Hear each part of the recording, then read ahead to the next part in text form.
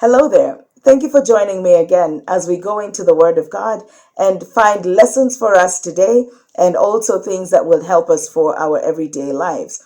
Today I'd like to share with you from the book of Second Kings, chapter 14 and 15, which reads, Then the prophet Isaiah went to King Hezekiah and asked, What did those men say, and where did they come from? From a distant land, Hezekiah replied, They came from Babylon. The prophet asked, What did they see in your palace?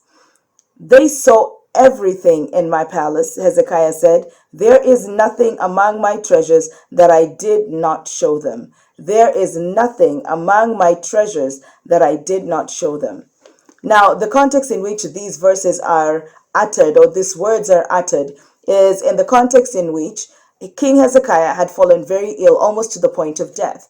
And as he was laying on his deathbed, expecting and anticipating his death, he cried out to God. And God, in his infinite grace and mercy, granted him more days, granted that he should not die.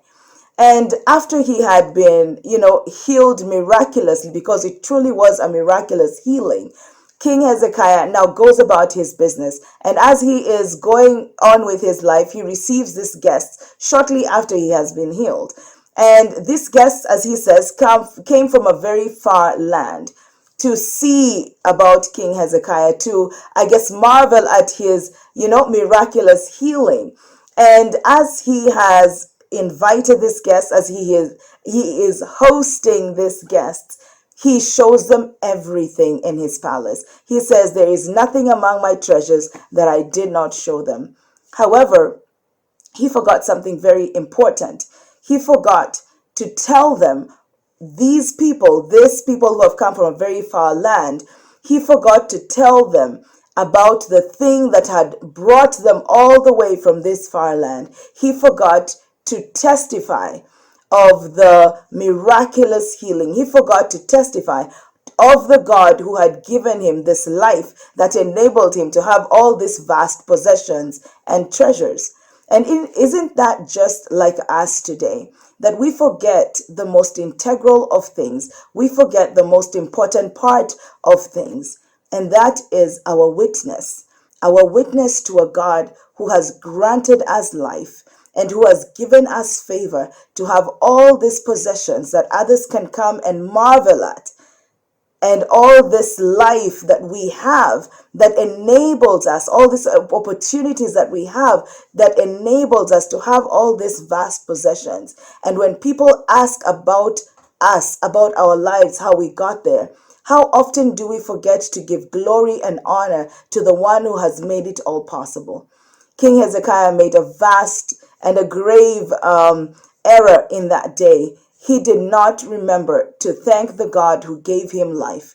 He did not remember to give thanks to the God who gives us grace and mercy, whose mercies are new every morning, the God who allows us to have breath when we wake up, who wakes us up in our right minds, who gives us opportunity, health, and strength to be able to move on from day to day. He forgot to have gratitude. And that is so important. All that we have today, no matter how dire the circumstances are, we are here. We have gotten to where we are, but by the grace of God. And I strongly believe that no matter how bad things get, we have not been brought this far by God so that he would abandon us halfway through the journey. God is not a God that does things halfway. I mean, just look at the story of creation. He made sure he completed everything, made sure that the environment was, perfect before he created man, and then put him in a perfect environment. And then he gave man his presence so that he would never walk again alone. And so I just want to encourage you. I just want to let you know that we need to be grateful. We need to never take anything for granted, because we are here but by the grace of God. And the grace of the Lord that has brought us this far is the same grace that will take us to the end of the journey.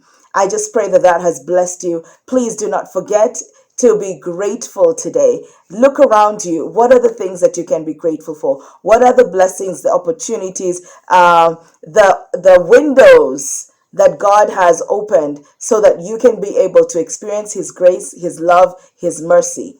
What are the ways that you can now extend that to other people? Let us not forget to be grateful and to be cognizant of the reason for our being, that we may give witness to the God who gives us grace and favor, who opens all possible opportunities and doors for us to give back glory to Him, and who also allows for us to be able to share that great love and to share everything that we have with Him, that others may come to know Him as we have known Him, that they may also have their own opportunity to experience His goodness and His grace and His mercy in their own lives. Be very blessed, and let us meet again next time.